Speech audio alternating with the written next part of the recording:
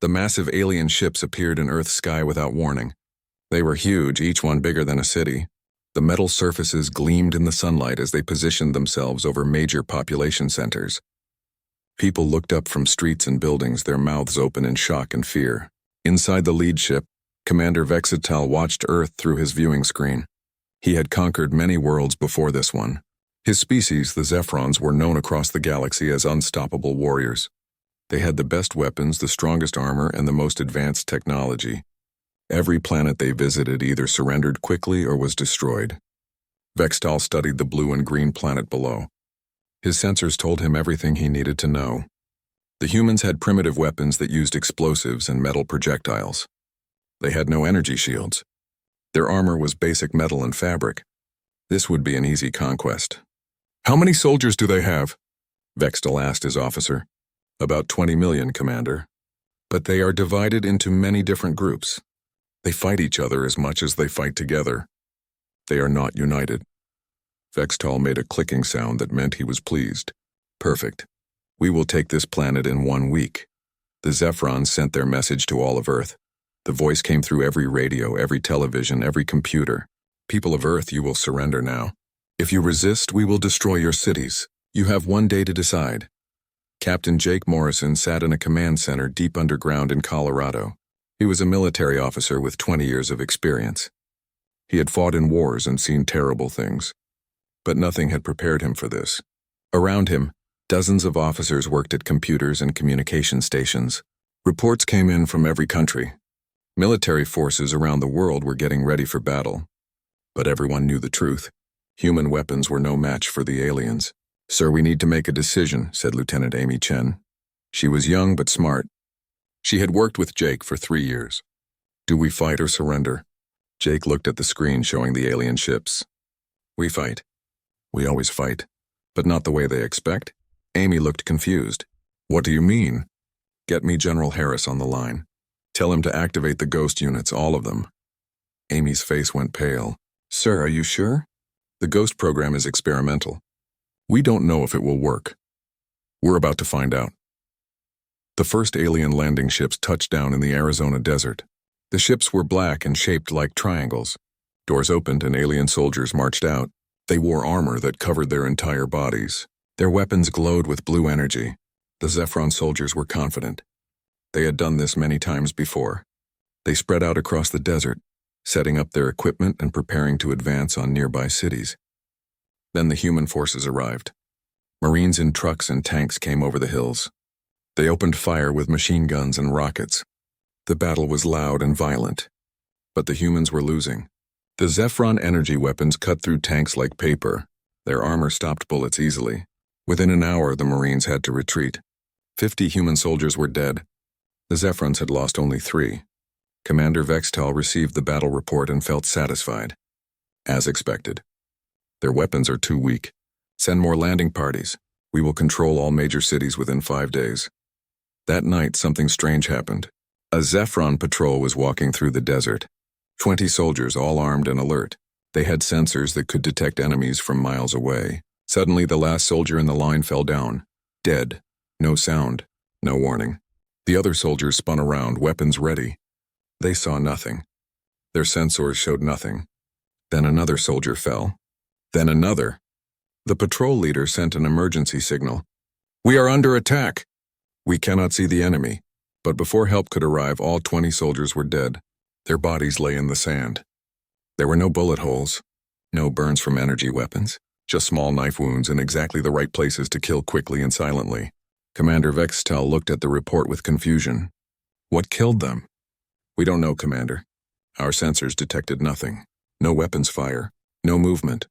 The soldiers just died. Send another patrol to investigate." The second patrol found the bodies. They set up a defensive position with weapons pointing in all directions. Sensors on maximum range. Nothing could get close without being detected. Then the attacks began again. Soldiers started dying, one by one. The others fired their weapons into the darkness, but they hit nothing. They screamed into their radios for help. Some tried to run, but they died before they could take 3 steps. By morning, both patrols were gone. 40 Zephron soldiers dead. Deep underground in a secret facility, Colonel Lisa Grant briefed 12 men and women. They looked like normal humans, but they were not. Not anymore.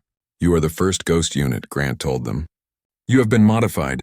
Your bodies can do things that normal humans cannot do. You can bend light to become invisible.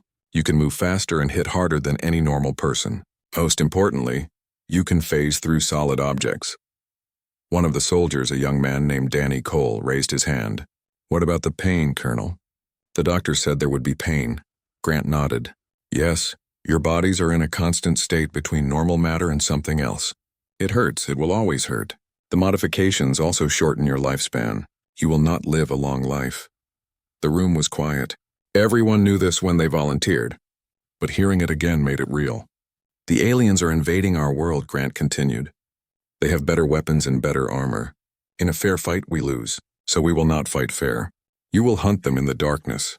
You will kill them silently. You will become their nightmare. Are you ready? 12 voices answered as one. Yes, ma'am.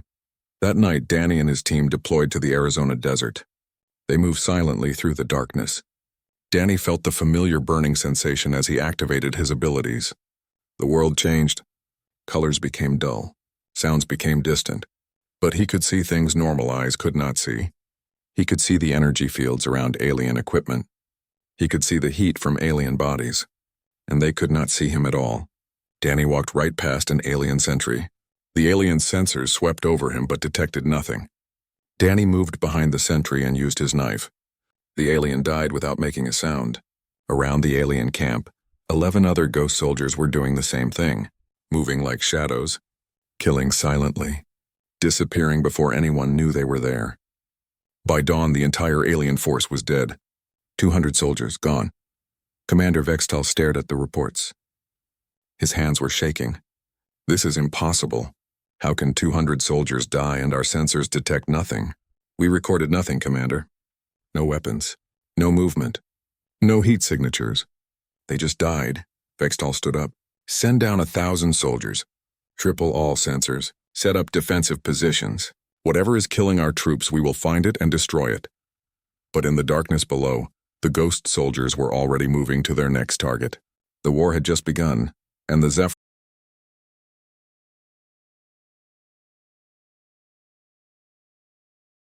Zephyrin Empire had never experienced fear before. They were the hunters, the conquerors, the ones who made others afraid. But now, after 2 weeks on Earth, their soldiers were terrified. Every night, more patrols disappeared. Sometimes it was small groups of 5 or 6. Other times, entire companies of 100 soldiers would vanish. The bodies were always found in the morning, killed silently in the darkness. The Zephrons started calling them the Invisible Death. Commander Vextal held an emergency meeting with his officers. We have lost 3,000 soldiers in 2 weeks. 3,000, and we have not even seen the enemy that is killing them. Our sensors detect nothing, Commander, said one officer. We have tried thermal imaging, motion detectors, even quantum scanners. Whatever is hunting us, it exists outside normal detection methods. They are soldiers, Vextal insisted, modified humans. They must eat, sleep, breathe. They can be killed. Find a way. But finding a way was easier said than done. The ghost units were operating at peak efficiency. Each team knew their role and executed it perfectly. Sergeant Kate Bishop led Ghost Unit 7 through the ruins of Seattle. The Zephrons had bombed the city from orbit, destroying many buildings. Now they occupied what remained, using it as a base to control the western coast. Kate and her team moved through the rubble like ghosts. That was not just their name. It was what they had become. Kate activated her abilities and felt the familiar pain shoot through her body. It never got easier.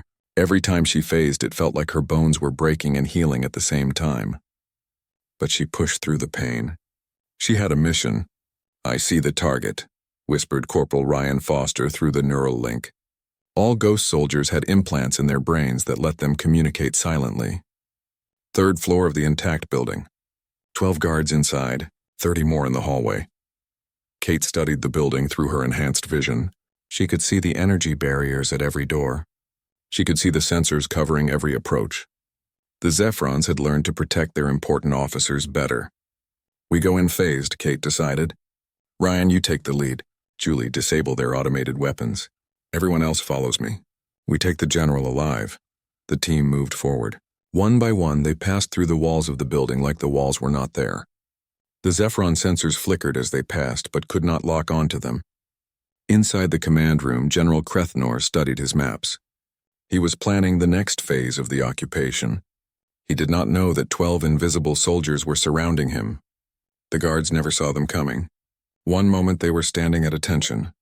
The next moment they were unconscious on the floor. Kate materialized in front of the general, her hand around his throat. "You are coming with us," she said in perfect Zephron language. The military had taught all ghost soldiers to speak the alien tongue. General Krethnor tried to activate an alarm, but Kate squeezed harder. "Do not make me kill you. You are more valuable alive." 4 minutes later, the ghost unit was gone. They carried the general through walls and floors, moving too fast for any response team to catch them. By the time the Zephron reinforcements arrived, the command room was empty except for unconscious guards. Commander Vextal received the news and felt something he had never felt before: true fear. They had taken one of his best generals from the most secure location on the planet. They had walked through walls, disabled all security, and vanished without a trace. "We need to retreat," said his second officer. "This planet is cursed. These ghost soldiers are demons. We cannot fight them." Vextal wanted to agree, but his pride would not allow it. "No, we will adapt. Every enemy can be defeated. We just need to find their weakness." While the Zephron searched for answers, the humans interrogated General Krethnor. They used drugs that made him tell the truth. He revealed everything: where the Zephron ships were stationed, how their communication systems worked, where their supply lines were located. The human military used this information to plan new attacks. But these attacks were not done by ghost units. They were done by scientists and engineers who had been studying captured Zephron technology. At a research facility in Nevada, Dr. Helen Price showed Captain Morrison her team's progress. "We have reverse-engineered their energy weapons," she explained. "We can make our own now. Not as powerful as theirs, but close enough." "What about their shields?" Morrison asked. "We have developed a frequency that disrupts them. Our new weapons can punch through their defenses." Helen smiled. The aliens thought they were so superior. But they forgot that humans are very good at copying and improving things. "How long until we can mass-produce these weapons?" 2 months. "Maybe less," Morrison nodded. "Good. But we need to keep the ghost units active. They are our best weapon right now." Helen's smile faded. "Jake, you know what those modifications are doing to them. Their bodies are breaking down. We are losing ghost soldiers every week, not from combat. From their own biology failing." "I know," Morrison said quietly, "but we need them to hold the line until our new weapons are ready. After that, we can retire the program. If any of them are still alive by then." Danny Cole sat in the medical bay, watching as doctors worked on Private Linda Shaw. She was one of his teammates. They had gone through training together, fought together, survived together. Now she was dying. Linda had stayed phased too long during their last mission. Her body could not handle it. Now her cells were breaking down. The doctor said she had maybe a week left. "Is it worth it?" Danny asked Colonel Grant when she came to visit. Grant looked at Linda, then at Danny. Her face was hard. "You volunteered for this. You knew the risks." "I did. But Linda has a family, parents, a little sister." "What do I tell them?" "You tell them she saved the world. You tell them that because of her sacrifice, humanity will survive. That has to be enough." Danny looked away. "It does not feel like enough. It never does." That night, Danny led his team on another mission. They hit a Zephron supply depot outside of Chicago. The aliens had stored weapons, food, and equipment there. The ghost unit moved through the facility, placing explosive charges on everything important. But something went wrong. As Danny planted his last charge, alarms started blaring. Red lights flashed everywhere. "They can see us!" shouted one of his teammates. "How can they see us?" Danny looked at the walls and saw new sensors he had not seen before. The Zephrons had developed something new, something that could detect them even when phased. "Everyone out now," Danny ordered. But it was too late. Heavy weapons fire filled the corridors, energy bolts that could track their movements even when invisible. Danny felt one bolt graze his shoulder, burning through his suit and into his skin. His team scattered. Some made it out. Others did not.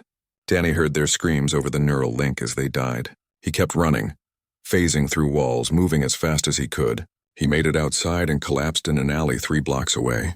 His shoulder was burning. His whole body felt like it was tearing apart. He had pushed his abilities too hard. Recovery teams found him an hour later. They rushed him back to base. The mission had been a partial success. The depot was destroyed, but Danny had lost 4 teammates. 4 people who had trusted him to keep them safe. In his hospital bed, Danny stared at the ceiling. The doctors had patched him up, but the pain remained. It always remained. Colonel Grant visited him the next morning. "The Zephrons have new sensors. They can detect quantum fluctuations. They can see you now." "I know. I saw them. We are working on a countermeasure. But until then, ghost missions are more dangerous than ever." Danny laughed bitterly. "More dangerous than before? Is that even possible?" Grant did not answer. They both knew the truth. The ghost units were dying. Every mission cost lives. Every activation of their abilities brought them closer to complete cellular breakdown. They were weapons being used until they broke. But they were also the only thing standing between humanity and extinction. So they would continue fighting. They would continue dying, because someone had to do it. Across the planet, 40 ghost units prepared for their next missions. 40 teams of modified soldiers who could turn invisible and walk through walls. 40 teams who knew they were already dead. They just had not stopped moving yet.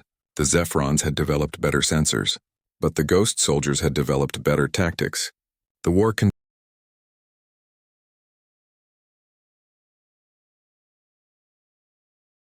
3 months after the invasion began, the war had changed.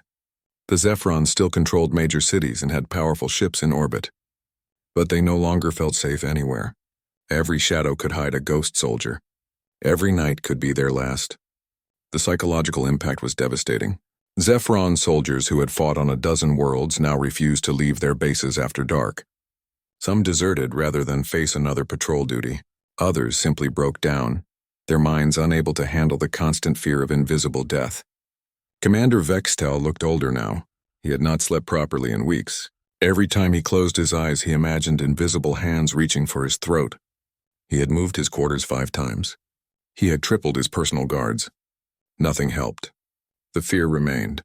"How many have we lost total?" he asked his intelligence officer. 8,300 soldiers, Commander.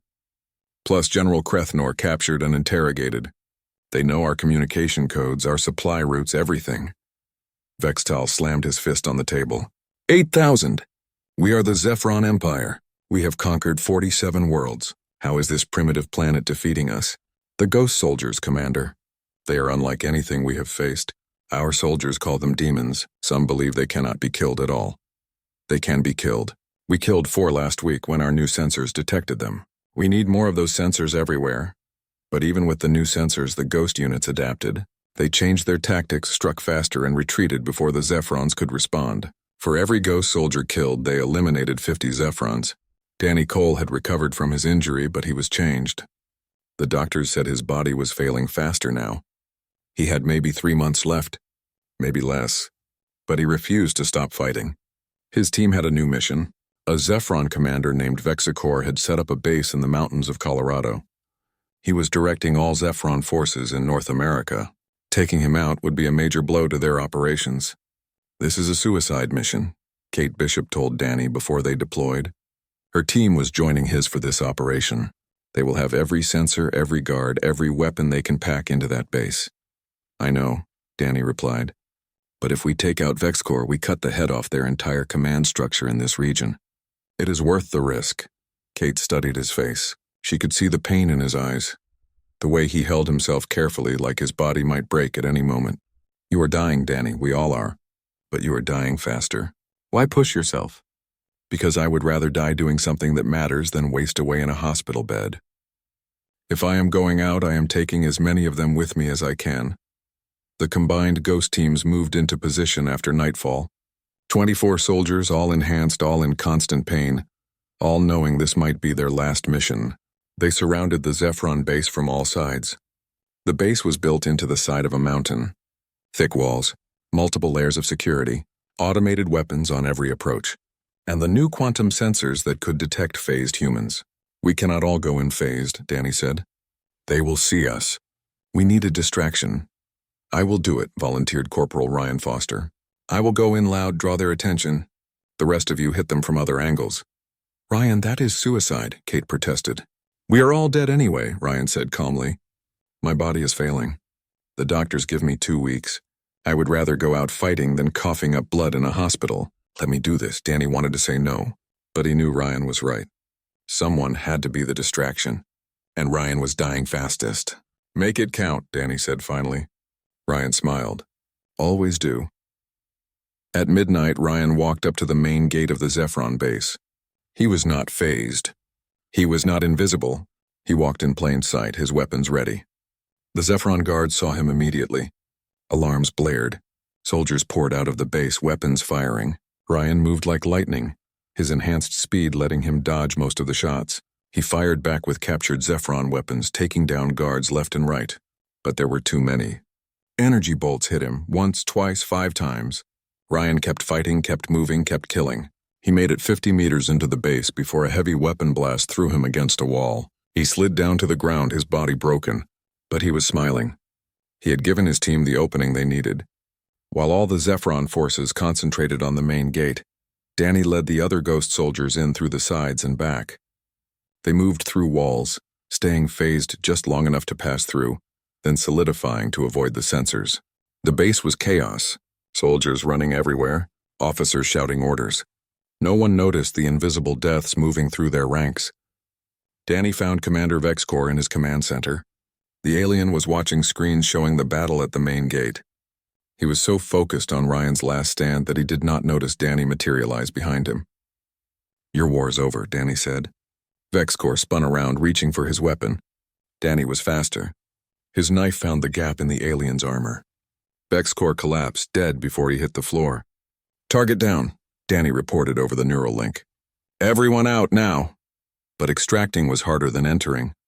The Zephrons realized they were under attack from multiple directions. They activated quantum stabilizers that made phasing impossible in certain areas. They deployed automated weapons that fired in all directions. Ghost soldiers started dying.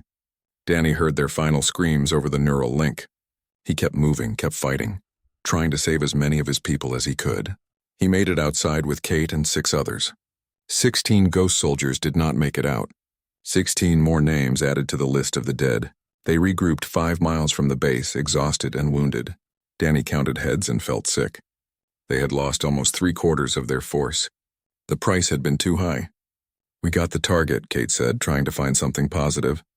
Vexcor is dead. Ryan did not die for nothing. 16 people, Danny said quietly. 16 good soldiers. And for what? To kill one alien commander? There will be another one tomorrow. That is war, Kate replied. People die. We knew that when we volunteered. Knowing it and living it are different things. Back at base, Colonel Grant reviewed the mission report. She looked at the casualty list and felt tired. So tired. 97 ghost soldiers had died in the last month. At this rate, there would be none left by the end of the year. Captain Morrison joined her in the briefing room. How many did we lose? 16, including Ryan Foster. He went out like a hero. They all do, Morrison said. Have you seen the latest reports from the research division? Grant shook her head. Dr. Price and her team have completed their work. We can mass-produce weapons that match Zephron technology. We can build armor that stops their energy weapons. We can make ships that can fight theirs in space. Grant looked up. How long until production? 2 weeks for the first batch. 2 months for full deployment. Then we can retire the Ghost program? Morrison nodded slowly. Yes, the survivors can stand down. We will have other ways to fight. If any survive that long. The news spread through the remaining Ghost units. They had done their job. They had bought humanity time to catch up technologically. Soon they would not be needed anymore. Some felt relief. The pain would end. The missions would stop. They could spend their remaining days in peace. Others felt empty. Being a ghost soldier was all they knew now. Without the missions, without the purpose, what were they? Just dying people waiting for the end. Danny sat alone in his quarters staring at a photo. It showed his team from 6 months ago. 12 faces smiling at the camera. Out of those 12, only 3 were still alive. The others had died in darkness. fighting an invisible war that most people would never know about. He put the photo away and closed his eyes. The pain was constant now. His body was shutting down piece by piece, but he had a few more missions in him, a few more chances to make his death mean something. Across the planet, the remaining ghost soldiers prepared for what they all knew would be their final operations. Humanity was learning to fight back. New weapons were being deployed. Regular soldiers were starting to win battles against the Zephrons. The age of the ghost units was ending. But before it ended, they would make sure the Zephrons never forgot them. They would burn their legend into alien nightmares so deeply that no species would ever dare attack Earth again. The invisible war continued night after night, and the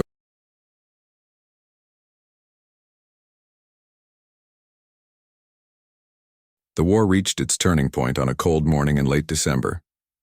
The Zephron Empire had been occupying Earth for 4 months. They had lost over 12,000 soldiers to the ghost units. Their morale was broken.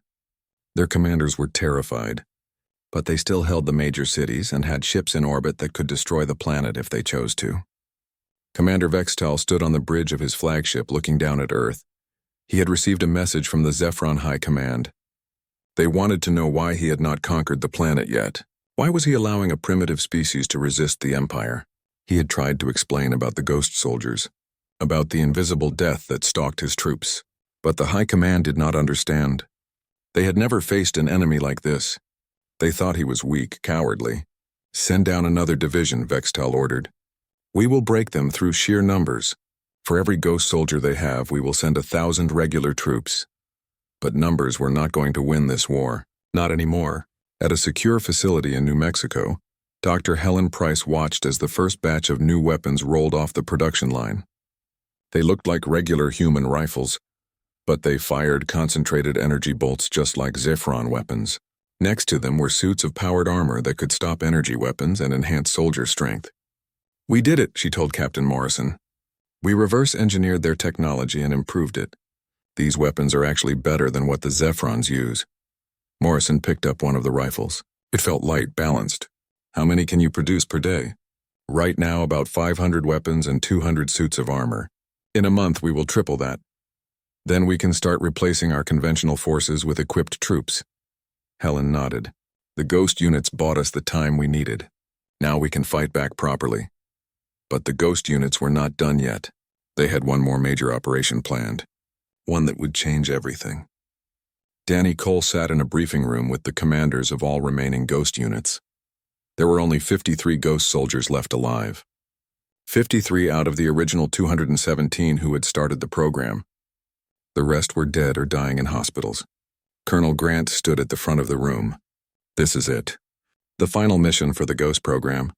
After this, you will all be retired. Those of you who survive will receive full medical care and support for whatever time you have left. What is the mission? Asked Kate Bishop. She looked thin, her skin pale. The modifications were killing her slowly. Grant activated a holographic display. It showed the Zephron flagship in orbit. We are going to take out their command ship. Commander Vextal and his entire staff are on that vessel. If we eliminate them, the Zephron forces on Earth will have no leadership. They will either surrender or retreat. The room was silent. Everyone understood what this meant. A mission in space, on an enemy ship, with no way to retreat if things went wrong. How do we even get up there? Someone asked. We have captured a Zephron shuttle, Grant explained. We have modified it so our sensors read it as friendly. You will fly up to the flagship, board it and take out the command staff. Then you will escape in the same shuttle. And if we cannot escape? Danny asked. Grant looked at him directly. Then you do not escape. But you will have completed the mission. You will have ended the war. Danny looked around at his fellow ghost soldiers. They all looked tired, sick, half dead already. But their eyes still held determination. They had come this far. They would finish it. When do we launch? Kate asked. Tomorrow night.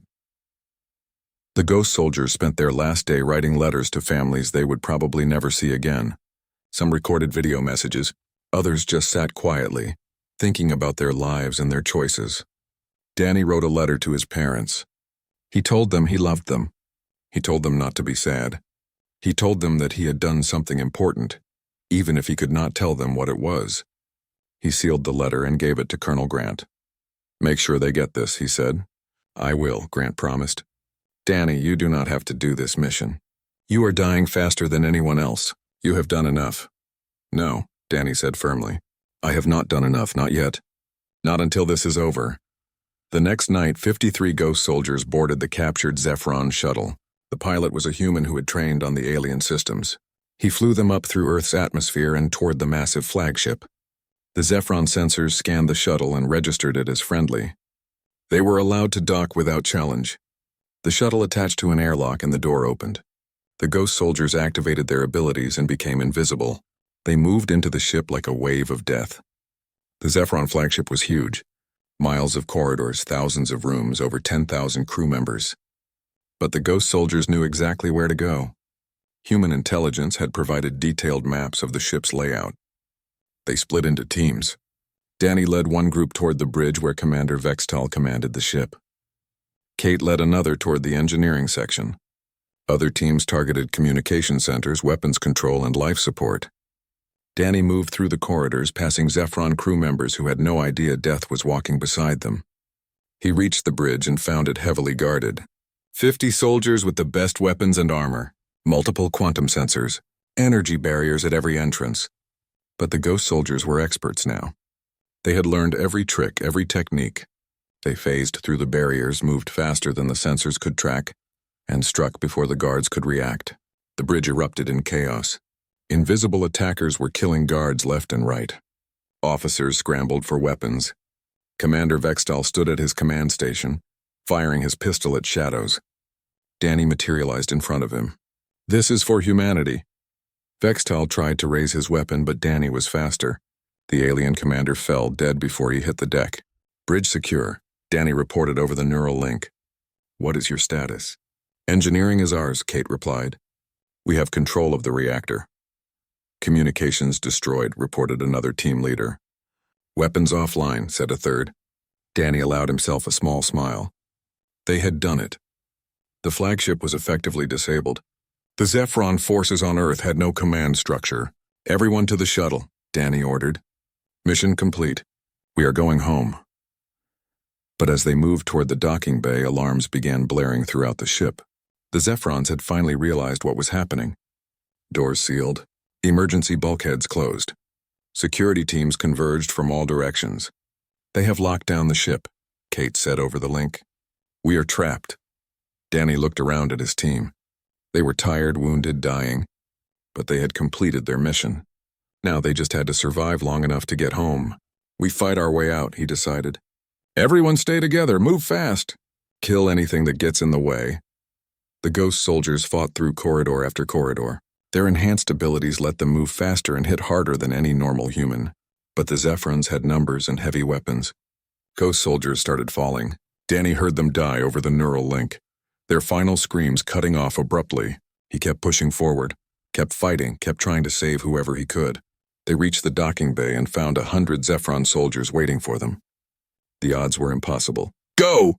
Danny shouted to the others. "Get to the shuttle." "I will hold them off." "Danny, no!" Kate protested. "That is an order. Someone needs to survive to tell them what we did here. Go." Danny activated his abilities to maximum, not caring about the pain anymore. He became a blur of motion, moving through the Zephron soldiers like a storm. His weapons cut down enemies left and right. His knife found gaps in armor. His enhanced strength threw aliens across the room. Behind him, Kate and the remaining ghost soldiers ran for the shuttle.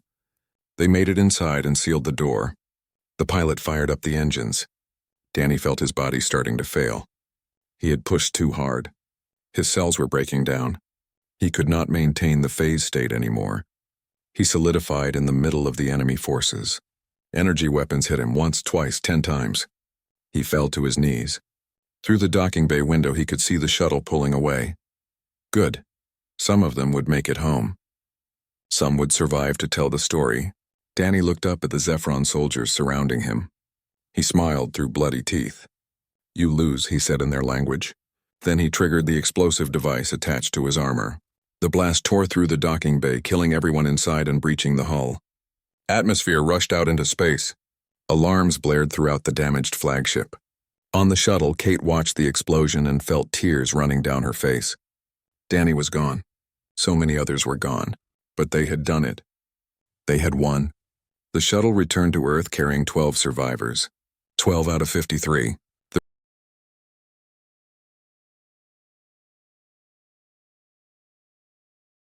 The death of Commander Vextal and his entire command staff changed everything. The Zephron forces on Earth suddenly had no leadership, no coordination, no clear orders. Different units started making their own decisions. Some tried to continue fighting. Others retreated to defensive positions and waited for instructions that never came. Meanwhile, human forces equipped with new weapons and armor began pushing back. Soldiers wearing powered suits that matched Zephron technology moved through cities, reclaiming territory block by block. Energy rifles that could pierce alien shields took down enemy soldiers with efficiency that matched the Zephron weapons. The tide of the war had completely turned. Captain Morrison stood on a hillside overlooking what had been a Zephron stronghold in California. Human soldiers were marching through the abandoned base, checking for survivors and securing equipment. The aliens had fled during the night, leaving everything behind. "It is over," Colonel Grant said, standing beside him. "The Zephrons are in full retreat. Their remaining ships in orbit are preparing to leave. We won." Morrison should have felt happy. They had saved Earth. They had defeated an alien empire. But all he could think about was the cost. "How many ghost soldiers are left?" he asked. Grant's face was sad. 12, out of 217 who started the program. The rest are dead. And those 12? Dying. The doctors say they have weeks, maybe a month or two. Their bodies are shutting down. There is nothing we can do. Morrison closed his eyes. 205 young men and women who had volunteered to become weapons, knowing it would kill them.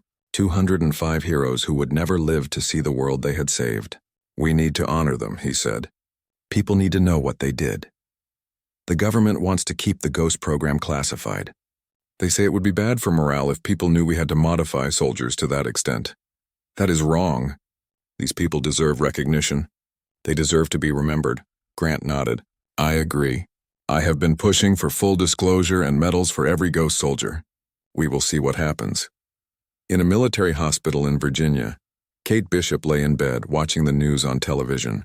The reports showed human soldiers marching through liberated cities, citizens celebrating in the streets, politicians making speeches about humanity's great victory.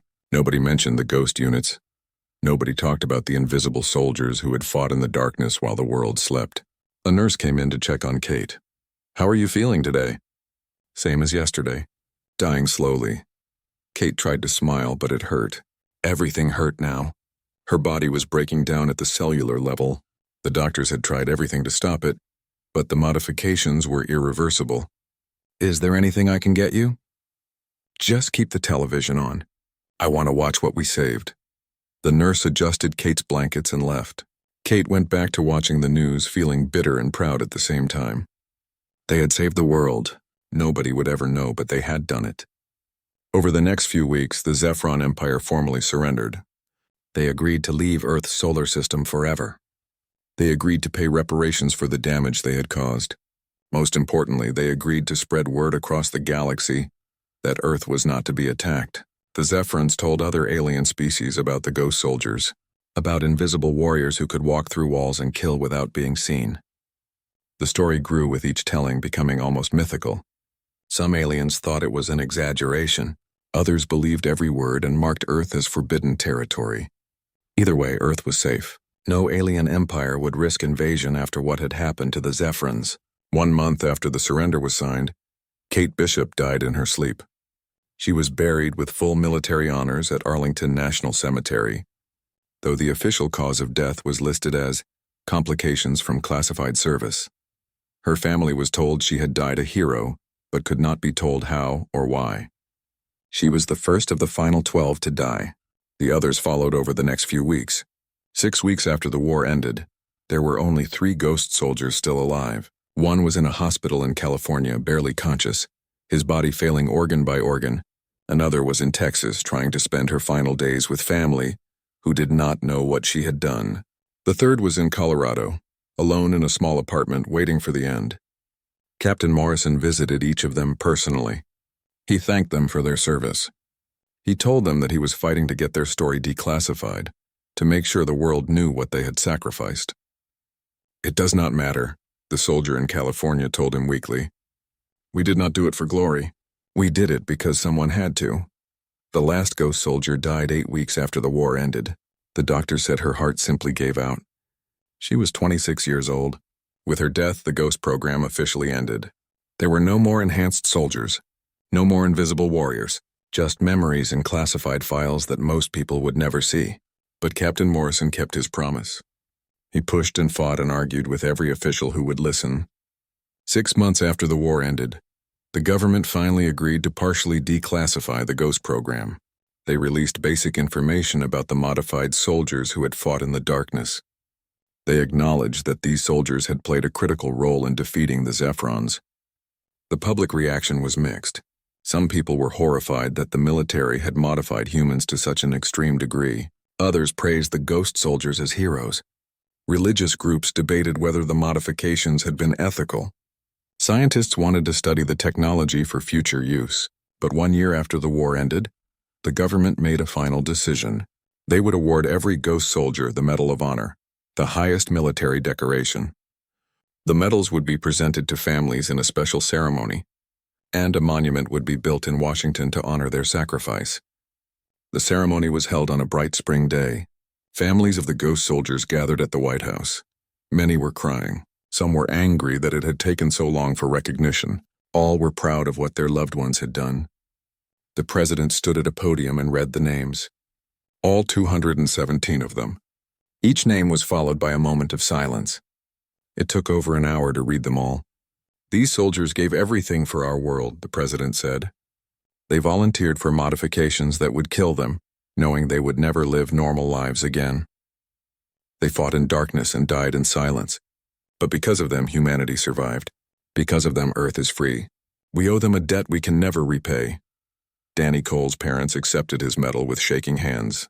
They had known their son died in the war, but they had not known how or why until now. Learning that he had volunteered to become a weapon, that he had fought invisible battles and saved countless lives, filled them with both pride and terrible sadness. Kate Bishop's sister stood at the monument later that day, reading the names carved into black stone. She found Kate's name and touched it gently. "I wish you could have told me," she whispered. "I wish I could have known what you were doing. I would have been so proud." But Kate had not been able to tell anyone. None of the ghost soldiers had.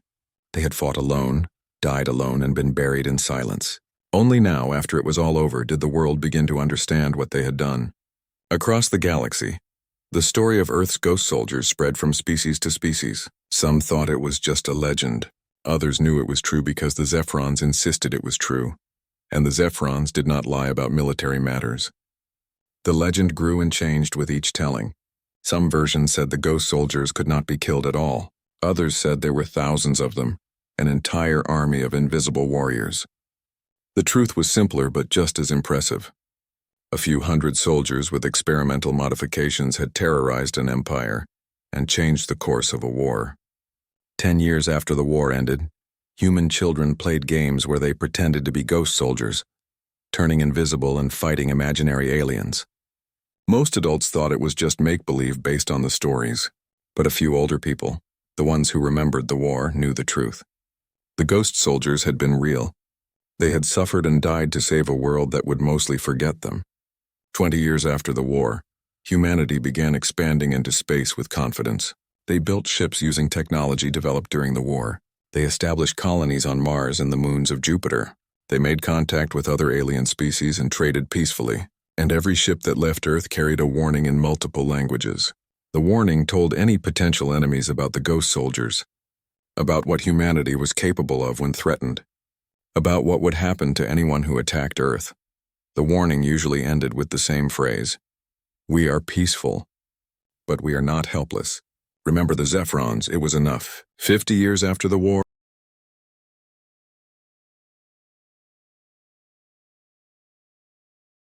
at the monument in Washington, fresh flowers appeared every day.